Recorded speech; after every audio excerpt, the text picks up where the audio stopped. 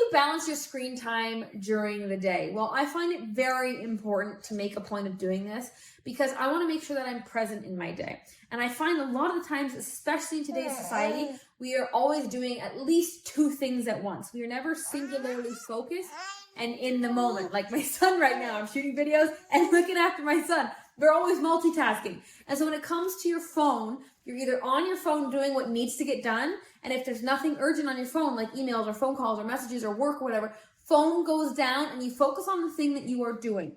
Okay, this translates directly into weight loss because a lot of times we're driving when we're eating, we're watching TV while we're eating, we're at the desk working while we're eating. If you just eat, you'll be present, you'll be satisfied, and you'll realize that it's not as entertaining as you thought it was. It's only the emotional aspect you got of it when it was paired with something. So be present. When you are using your phone, use your phone.